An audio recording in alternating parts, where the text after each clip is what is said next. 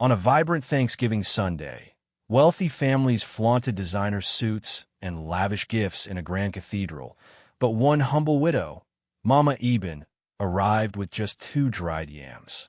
Her heartfelt offering was met with scorn from Father Clement, a priest obsessed with wealth, who mocked her as a witch and cast her out. As laughter echoed, tragedy struck. Mama Eben collapsed outside, her story igniting a firestorm that exposed the church's hypocrisy. Years earlier, a young Clement vowed to escape poverty through priesthood, only to build a rich man's church that shunned the poor. When a disguised billionaire faced the same rejection, the priest's empire began to crumble. This gripping tale of pride, redemption, and divine justice reveals how one woman's faith challenged a corrupt system, transforming a community forever. Will Clement find forgiveness, or will his greed destroy everything? It was the first Sunday of the month, a day for giving thanks. The atmosphere was electric with excitement. Affluent families arrived, adorned in fine fragrances, tailored suits, and escorted by convoys of cars. However, one woman stood out, Mama Eben. She was a newcomer, an elderly widow with a weathered face but eyes brimming with faith. Having lost her husband just a month prior, after years of tirelessly caring for him, she chose to express gratitude to God for granting her resilience through tough times. She wore her only black wrapper, neatly secured around her slender waist. Her blouse, though tattered, was meticulously pressed. She carried 2 small, dried yams in her hands, her offering of thanks. Arriving at the church before even the choir, she attempted to take a front-row seat, only to be stopped by an usher. "Mama, you can't sit here," the usher said. "But I arrived early," she replied softly. The priest's orders were clear. "Please move to the back." With a gentle sigh, she slowly made her way to the back row. She didn't protest, only smiled softly, quietly humming a worship tune.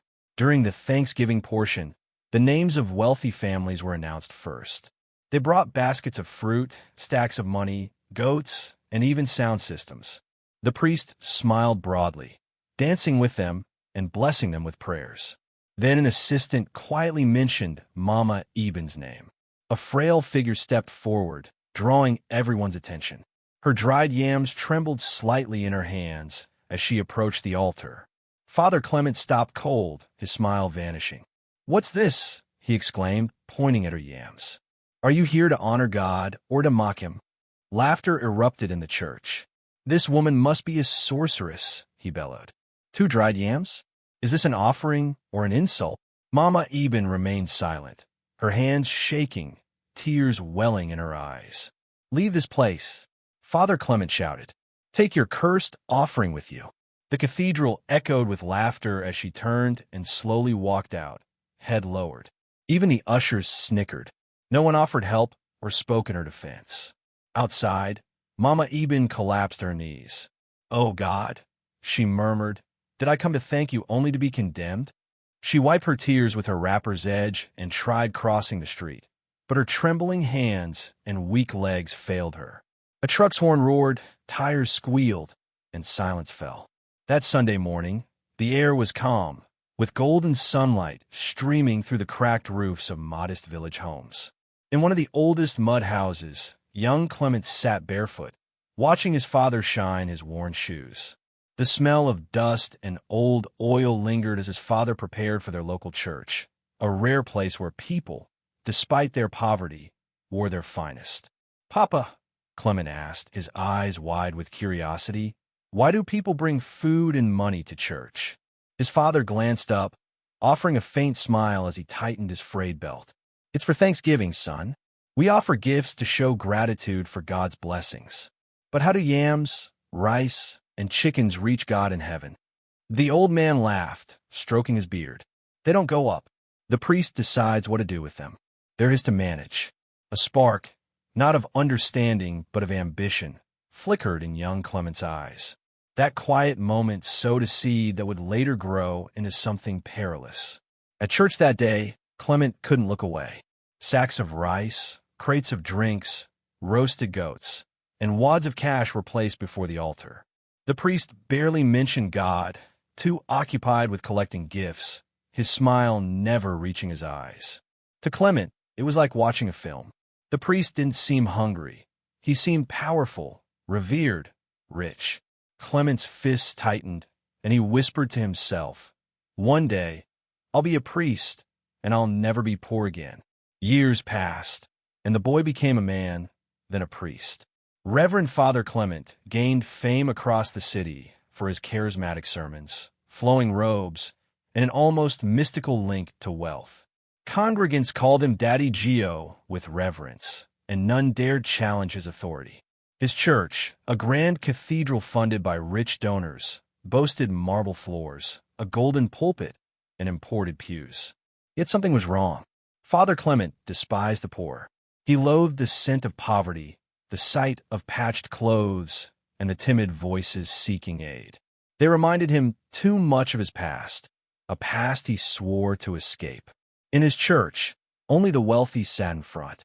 If your attire wasn't elegant or your car wasn't luxurious, ushers sent you to the back or even outside. During offerings, he'd parade with a golden microphone, proclaiming the biggest donors. Brother Charles gave in 1 million today, he'd declare, and the crowd would cheer. Daddy Gio is anointed, some said. His prayers bring wealth, others murmured. But there were also whispers of discontent from those who left, wounded, judged, or rejected. They dubbed it the rich man's church, a place of pride, not worship. Then came the day when everything started to unravel. It was the first Sunday, Thanksgiving Sunday, vibrant with energy. Wealthy families arrived in perfumes, designer suits, and car convoys. But one woman, Mama Eben, came differently.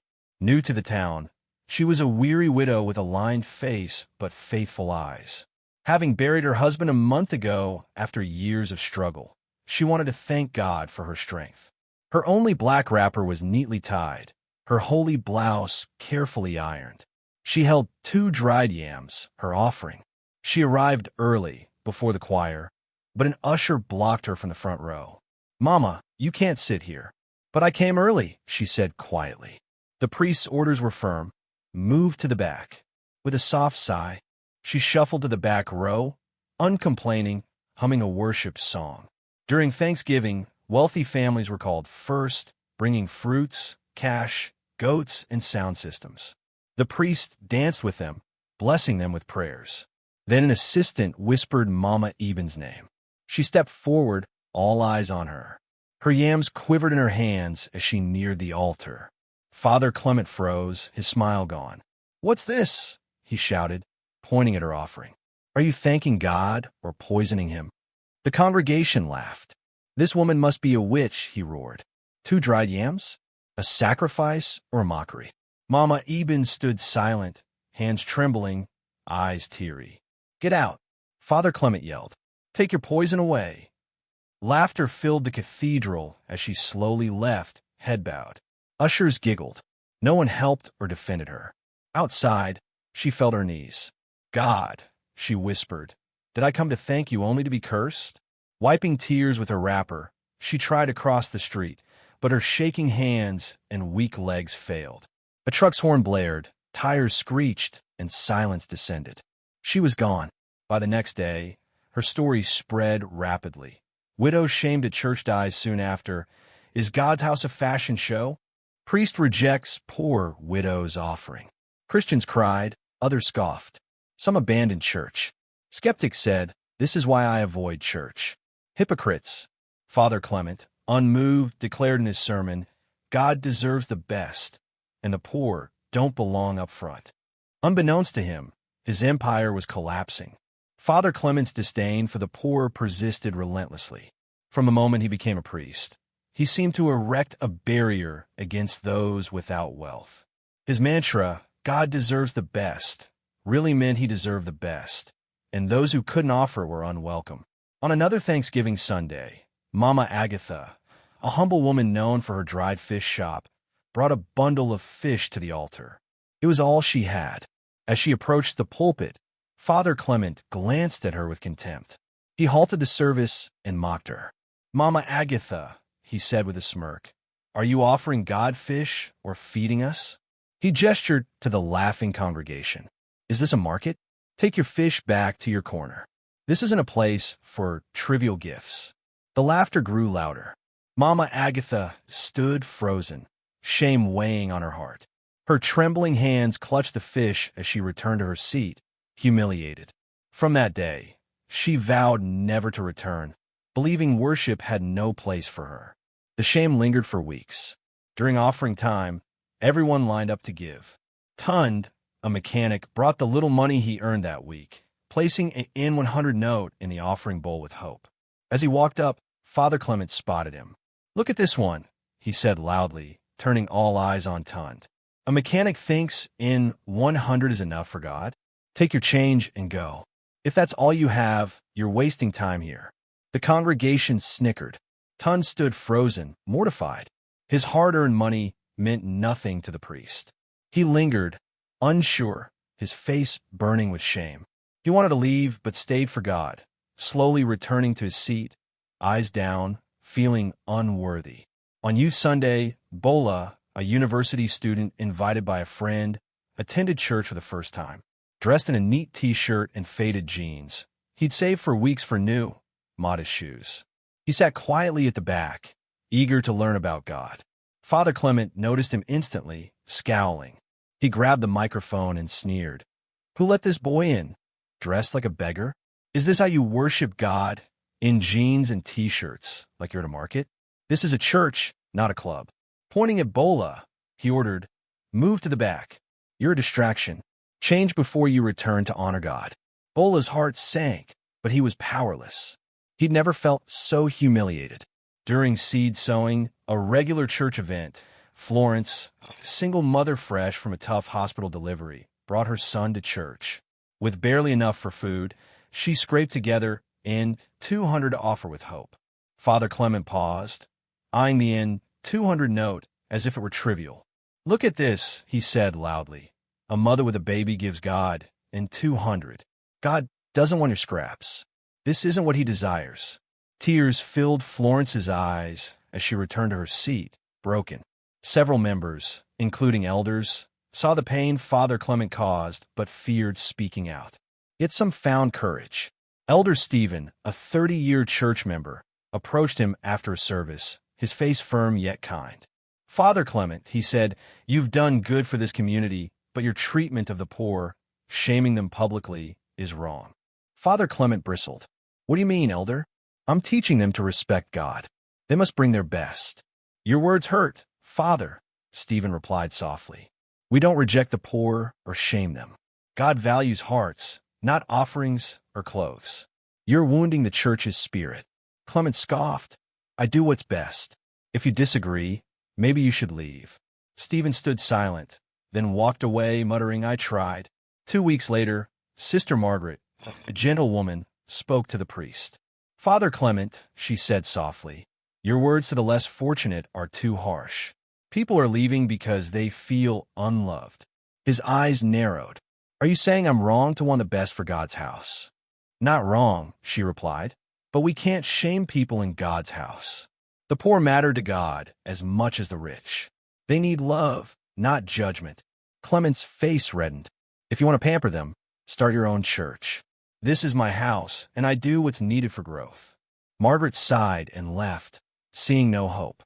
She watched members leave quietly, the church becoming a place of rivalry and greed. Rain fell softly outside a black SUV's tinted windows, blurring the world into streaks.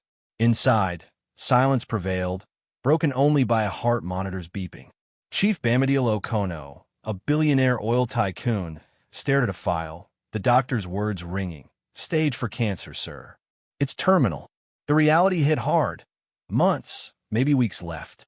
Alone, with no family, everyone around him sought his wealth, name, or connections, not his soul. "What remains?" he whispered over the rain. His secretary, Daniel, spoke up. "Sir, perhaps we can do something lasting with your time." Bamidil nodded. "Yes, I want to give to God, to people, something eternal, not another yacht or building." Daniel said, "We've researched churches and orphanages for donations. No mega churches, Bamadiel cut in. I want a church that serves God, helps the poor, not the proud, where people are healed, not shamed. Daniel hesitated. There's a famous cathedral, the richest in town, but rumors about the priest. Let's go, Bamadiel said abruptly. Today, no fanfare. I'll disguise myself to see if they love God enough to welcome the poor. At the church, Father Clement stood tall at the altar, his robe adorned with gold crosses and diamonds. He preached not of salvation, but of status and sacrifice. God loves a cheerful giver, he proclaimed. The more you give, the more you get. We'll sew in 5 million today. Applause rang out as ushers passed velvet offering bags. The choir sang of abundance. Wealth had become the gospel. And the church doors creaked open. Heads turned. An old man shuffled in, leaning on a cane, in stained clothes and worn sandals, his sharp eyes hidden under a faded cap. It was Chief Bamadiel disguised. He sat on a side bench, out of the spotlight, with Daniel posing as his assistant. My wonderful viewers, if you're enjoying this, please like and comment where you're watching from. Subscribe to keep this story alive. Now, back to the tale. Father Clement frowned, whispering to an usher, "Who let those beggars in?" "They walked in, sir," the usher replied nervously. "Get them out. This isn't a shelter. It's God's sanctuary, not a dump." The usher hesitated, but Clement raised his voice. "You old man with the cane," he barked, stopping the music. "Lost your way? The beggar's center is down the street." The billionaire stayed silent. "You must be crazy to come here like that," Clement continued. "Will your poverty curse God's house?" Laughter rippled through the crowd. Someone snapped a photo. Chief Bamadiel stood, hands shaking. "I thought this was a place for the broken," he said softly. "But only the glamorous can worship here." Clement scoffed. "God deserves honor, not sob stories. Leave before you taint the altar." The old man left slowly. Outside, he leaned on his cane, looking skyward. "It's true," he told Daniel. "This church worships gold, not God." 3 weeks later, social media erupted. Billionaire Chief Bamadiel donates estate to orphanage after church rejection. Visited in disguise, says, "God lives with the humble, not the proud," before passing. Photos showed the orphanage receiving the donation and the priest pointing at the disguised Bamadiel. Churchgoers were shocked. That was him. Daddy Gio chased away a billionaire. The priest panicked, preaching, "Don't be fooled. The devil masquerades as light." That man wasn't from God. But the congregation was silent, ashamed. Elders confronted him post-service. "This has gone too far," one said. "You've made God's house a spectacle." Another added, "You shamed a widow to her death, rejected a billionaire's gift. What else have you done?" A petition started, then protests, and the council acted. Within a month, Father Clement was removed, his cathedral now a hollow monument to pride and greed. The once lively cathedral, filled with choirs and cheers, stood silent. Dust coated the pulpit, offering bowls untouched. The car park, once packed with SUVs, was deserted. The wind seemed to mourn.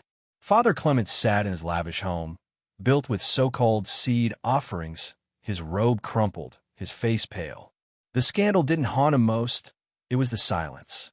No visitors, not even the rich he once favored. His phone was quiet. Loyal members avoided him. He was a disgrace. Staring at a photo of his ordination, he recalled the old priest's words, "Serve God with a clean heart." He hadn't. Meanwhile, the church reopened without a priest. Brother Nathaniel, a humble assistant pastor, led a simple devotion. Not eloquent or rich, but kind-eyed, he drew about 30 people. Tailors, market women, drivers, cleaners, who'd left during the church's showy days. Some sat nervously in back rows, others lingered at the door. Nathaniel spoke. "Many of you were shamed, told your clothes or offerings weren't enough." He paused. "God seeks a humble heart, not gold." Silent tears fell. Mama Eben's viral photo, smiling with her yams, haunted them. A smile mocked, then silenced. A woman shared, "I was barred from the choir for my voice and left for years." A man said, "As a cleaner in my uniform, I was sent to the back. I lost faith in church." Stories of hurt poured out, but a shift began. They returned for God, not the fallen priest. One night, Clement entered the church alone, heart heavy. At the bare altar, he knelt. God, he whispered, I serve myself, not you. I used your name for gain, mocked your children. His tears were raw. I shamed Mama Eben, called her a witch, drove her to death. His voice broke. I'm sorry, Mama Eben. The next Sunday, Clement entered in plain clothes, sitting at the back. Gasps spread. Nathaniel paused, saying, We're all sinners needing grace. Let him stay. After service, Clement took the microphone, trembling. I don't expect forgiveness, he said, confessing his bribes, pride, and cruelty. No excuses, just truth. The congregation wept, not in pain, but in healing. An old man touched his shoulder, saying, God lifts the humble. Others joined, praying for him. 6 months later, the rich man's church was transformed, not in structure, but in spirit. Velvet ropes and reserved chairs were gone. No more boasting of big offerings. Ushers welcomed all equally. Children from poor homes played freely. Strangers felt like family. At the entrance, a sign read, God looks at the heart, not the garment. 1 Samuel 16, verse 7. A portrait of Mama Eben with her yams stood near the altar, inscribed, in memory of Mama Eben, who showed us true worship. Clement, no longer a priest, stayed to serve quietly. He cleaned the church, once strutting there in fine robes. Some doubted his humility, but time proved his change. He helped the poor, visited the sick, and funded scholarships, sitting humbly in the back row with a Bible. One evening, a letter arrived from Daniel, Chief Bamadiel's secretary. Before he died, Chief Bamadiel forgave the priest, understanding ambition's toll. He urged the church to welcome all, as God sees beyond appearances. I sought to give, but found truth we must keep.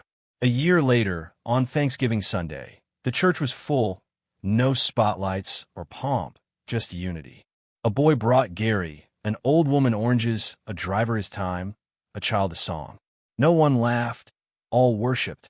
The choir sang, Come as you are, rags welcome, tears comforted, a house built on Christ's love. Brother Nathaniel, now pastor, preached justice and mercy. He called Clement forward. No titles, just a servant. Clement received a gold-edged Bible. Not for your past, but your journey, Nathaniel said. Clement, tearful, whispered, Thank you, Lord. In the end, a broken church, a fallen priest, a lost widow, and a departed billionaire gave way to something greater. A revived community, restored truth, and a lesson that the church is for the humble. A boy who sought riches as a priest became a man serving God. The greatest lesson, God is not mocked. We reap what we sow, but his mercy surpasses our mistakes if we truly repent. I'm Kachi. Thanks for watching. I hope you gained a lesson or two. See you next time.